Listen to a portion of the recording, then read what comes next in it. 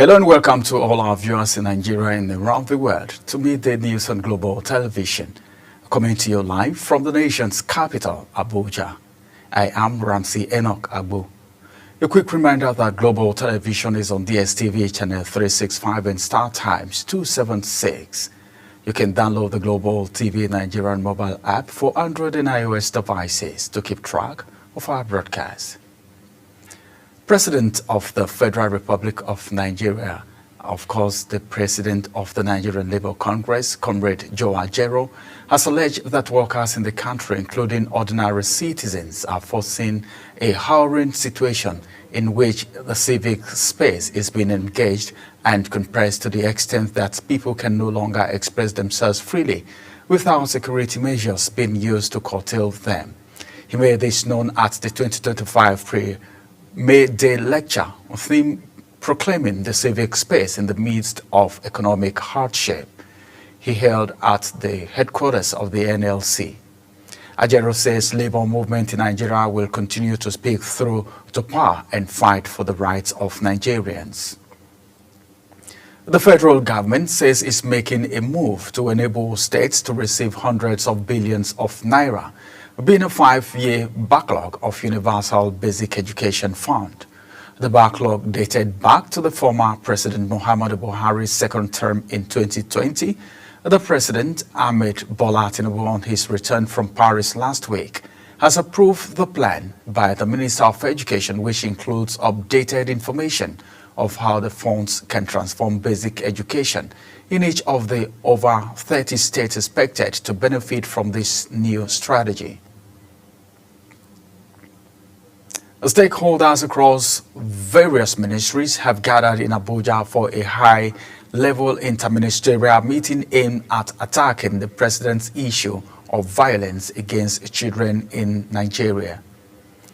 The meeting underscored the government's renewed commitment to creating a safe and protective environment for all Nigerian children.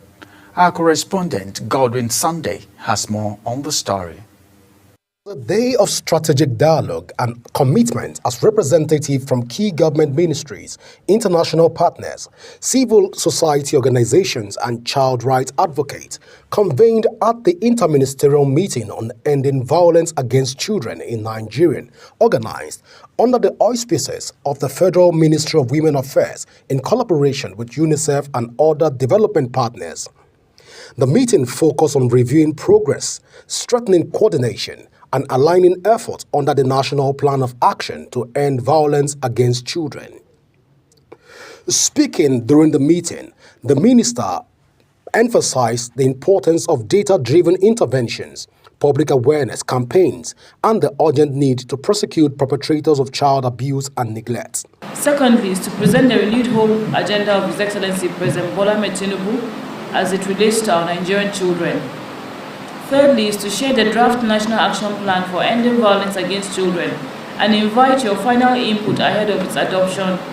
And lastly, is to brief stakeholders on the upcoming Pathfinder Alliance regional meeting, which Nigeria has the first hosting right, that is happening next week here in Abuja. At the heart of all we do, we must be an unwavering commitment to the rights and the safety and dignity of every Nigerian child. Key ministries present include Ministry of Labor and Productivity, Health, Justice, Interior and Information. Each pledged to intensify action within their respective mandate, from enforcing child protection laws to integrate child welfare services into schools and communities. What has already informed us for us to really have a national strategy on a plan of action on ending violence against? As the section wrapped up, participants agreed on a joint action plan to accelerate implementation across the country. Godwin Sunday for Global Television News. The People's Democratic Party (PDP) has concluded a closed-door meeting that lasted over 6 hours, with key decisions aimed at asserting control over the party's structure in Delta State and advancing its national agenda. Here is Godwin Sunday's report. Following deliberations, the National Working Committee of People's Democratic Party (PDP) directed its legal team to challenge the mandate of members who recently defected from the party in Delta State, signaling a firm stance against internal disloyalty. In a strategic move to stabilize the party's presence in the region, the committee also appointed Ima Ogidi of the PDP South-South Zonal Chairman to oversee the party's affairs in Delta State alongside his team. I want to say here unequivocally that PDP is one, and it will continue to be one indivisible party. And no amount of intimidation or mischief can bring down this party. It has survived all sorts of machination in the past, and this one is just a child play. Additionally, the NWC endorsed the recommendation of the PDP Governors Forum approving May 27th for the National Executive Committee NEC meeting and setting August 28th to 30th as the date for the party's national convention. Godwin Sunday, reporting for Global Television. Clarified that the fire outbreak that led to the explosion at the Armory in Gawa Barracks in Maiduguri, the state capital, may have been triggered by the extreme heat in the state. A statement by the Directorate of Fire Service, Ministry of Information and Internal Security in the state stated that the fire has been put out, while urging the public to remain from panicking. It said there may be a secondary explosion that may disturb the neighborhood. The Chairman House of Representative Committee on Renewable Energy Afam Ogene has urged a state government to adopt the newly unveiled National Integrated Electricity Policy 2025, describing it as a clear framework to guide states in developing their own electricity markets. Queen Agaba has details. Speaking in Abuja ahead of the first National Legislative Conference and Expo on Renewable Energy, Chairman House of Representatives Committee on Renewable Energy, Afam Ogene, says the policy will position renewable energy sector as a key driver of affordable power for unserved communities. He noted that the initiative aligns with recent reforms, including the 5th Alteration Bill 2022, which empowers states to regulate electricity generation, transmission, and distribution. Integrated Electricity Policy 2025 provides an even clearer framework that states need to adopt as they set in place their new electricity markets. It is expected that in doing so, renewables will form a large part of the emerging investment opportunities. The forthcoming conference, organized in collaboration with the Office of the Speaker and United Nations Development Fund, UNDF, will gather lawmakers, investors, and energy experts to chart a legislative framework for Nigeria's renewable energy future. For Global Television, Queen Agaba reporting. Justice Ian Ekwo of the Federal High Court in Abuja had ordered the Economic and Financial Crimes Commission, EFCC, to release socialite and businesswoman Aisha Achimugu within 24 hours. Justice Ekwo also ordered that the parties report to their court on May 2nd on the outcome of his order. Samuel Odi completes the report. We'll bring you this report in our subsequent bulletin. The Ministry of Foreign Affairs has issued a stern warning about fraudulent recruitment advisement forcefully attributed to the ministry and allegedly signed by the Minister of Foreign Affairs. Speaking at a press briefing, the ministry's spokesperson, Kamibi Ebiefa, clarified that the ministry does not directly recruit foreign service officers. Uyi Agbamafuegbe has details. The spokesperson for the Ministry of Foreign Affairs stressed that foreign service officers' appointments are solely managed by the Federal Civil Service Commission. This warning comes in response to a surge in fake job offers circulated via email claiming to provide diplomatic postings, including to Nigerian missions abroad, such as the embassy in Juba, South Sudan. Some of our persons will fall victim because of the current situation in the country, whereby a lot of our graduates are looking for placements in different MDs. So that is why we felt it to be good for us to put it on record that the ministry is not recruiting. And any online media,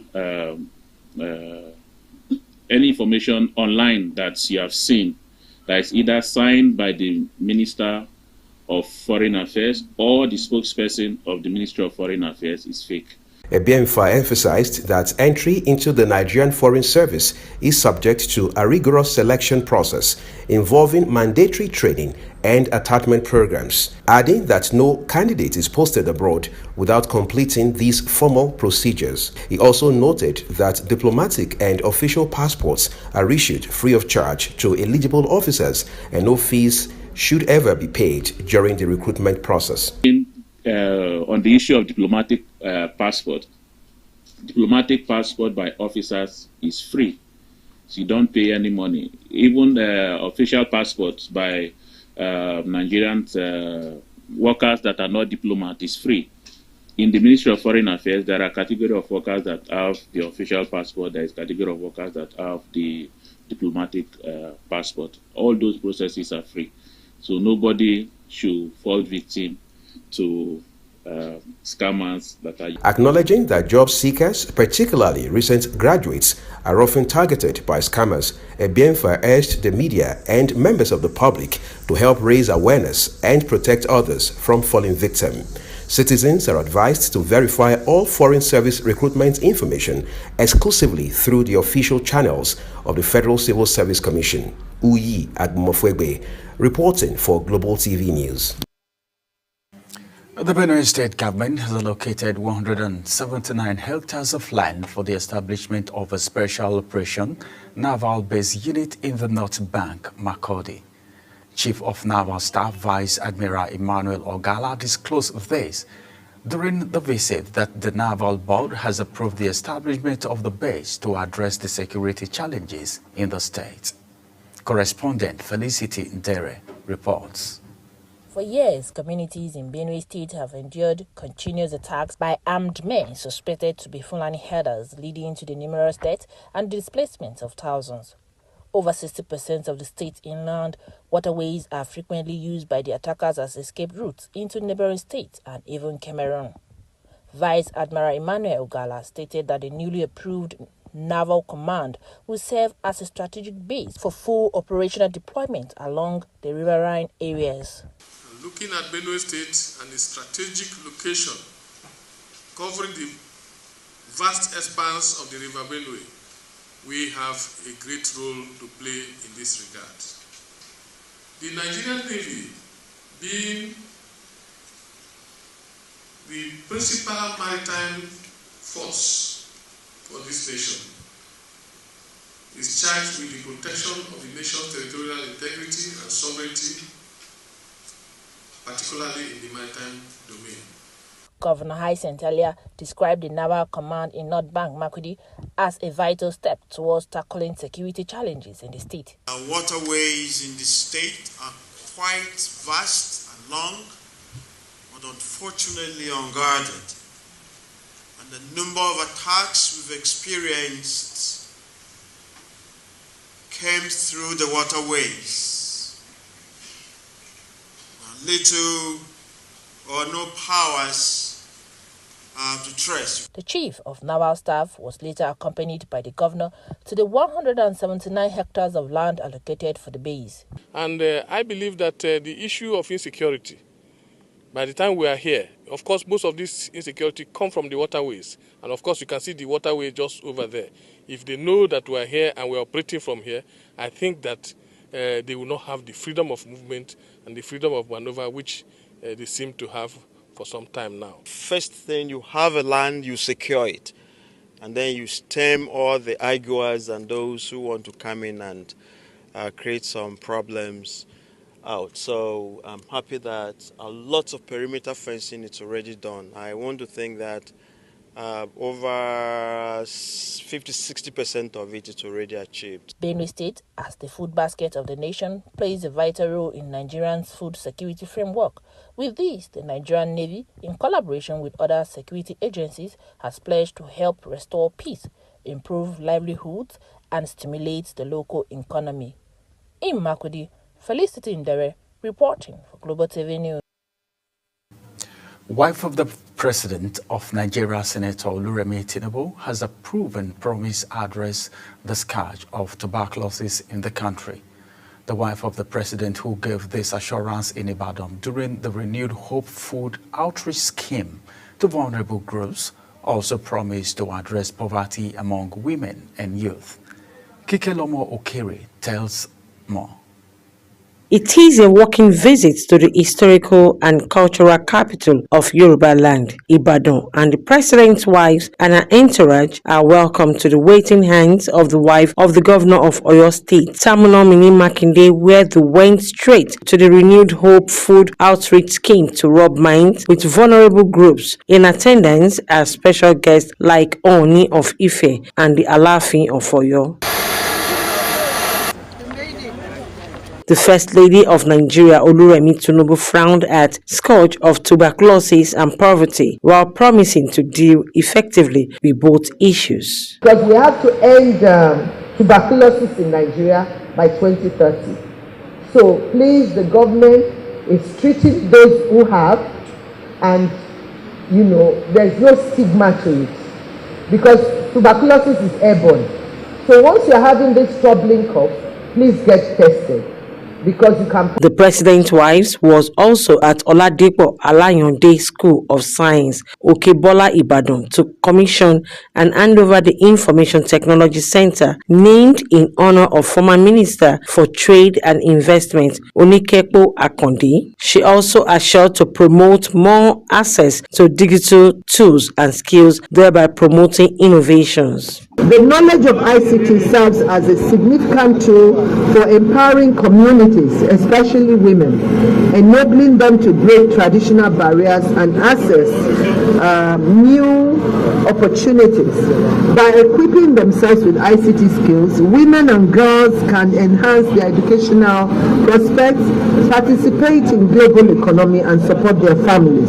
The Minister of Communication and Digital Economy, Bosun Tijani, stressed the importance of modern technology skills to drive the economy. In a world where technology drives progress, community hubs of this sort serves as a launchpad for young people to acquire globally relevant digital skills, to build startups and fulfill enterprises, to create solutions for our communities, but also to compete on the global stage as well.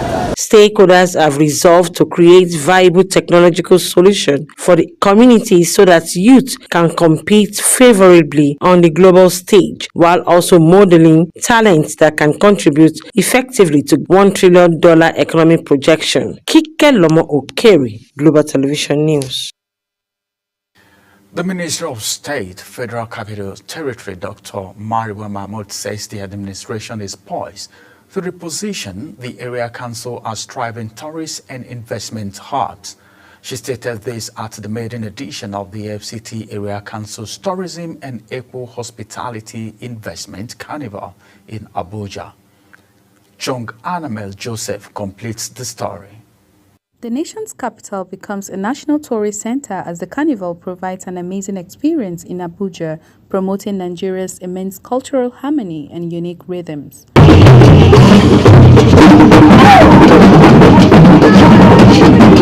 The Minister of State Federal Capital Territory, Dr. Maria Mahmood, who was represented by the Permanent Secretary of the Social Development Secretariat, Bumi Olowo Okere, emphasized that the event aimed at showcasing and promoting investment opportunities and economic growth potential inherent in the various area councils of the FCT. She says, through the celebration of indigenous culture, business and innovation, the administration is poised to ignite and revitalize the economy, foster inclusive economic development, and create pathways for sustainable wealth generation in the FCT, in line with the renewed hope agenda of President Bola Ahmed Tinubu.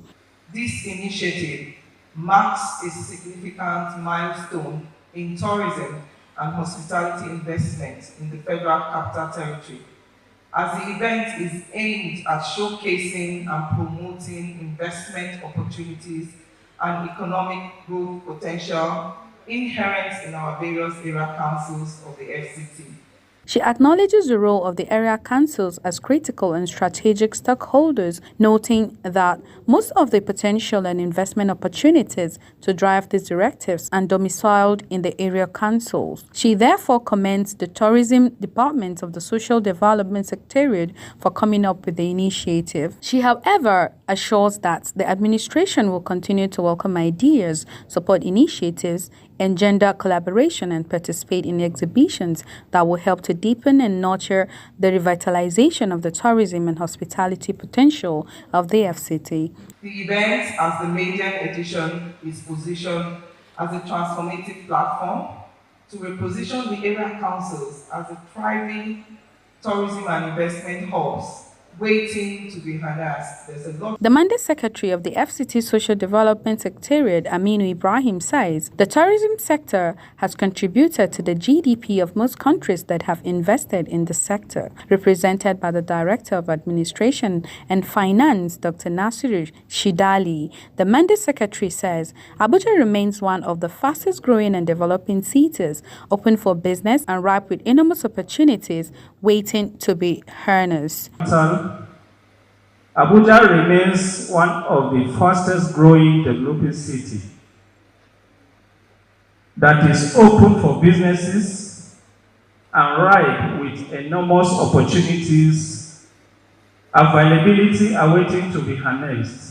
The carnival showcased Nigeria's diversity, rising national consciousness, instilling pride and patriotism, and promoting domestic tourism, investment, wealth, and job creation. Chung Anamel reporting for Global TV News. Guarantee Trust Bank from the world of business has become the first major Nigerian bank to adjust its SMS transaction alert fee in response to a broader increase in telecom service charge, hiking its fee from 4.4 naira to 6 naira per message effective Thursday, May 1st, 2025. And now on the foreign scene, Ukraine and the US have signed a much anticipated natural resource deal after months of tense negotiation. The deal, which says the US will share profit from future sales of Ukraine's mineral and energy reserve, aim to incentivize Washington to invest further in Ukraine's defense and construction. And now from the world of sport, Ogun State government says it is determined to boost the economy of the state through the National Sport Festival, which is scheduled to hold between 16th and 30th of May 2025. Speaking in an interview with newsmen in Abeokuta, the Commissioner for Sports Development, Wasiu Isiaka, stressed that the festival will create direct and indirect jobs for residents of the state. And that's it on Global TV Midday News. A quick reminder that Global TV is on DSTV channel 365 and Star Times channel 276. Kindly follow us across all social media platforms now showing on your screen using @Global TV NG. You can also download the Global TV Nigerian mobile app for Android and iOS devices to keep track of our broadcast. I am Ramsey Enoch Agbo. Thank you for watching.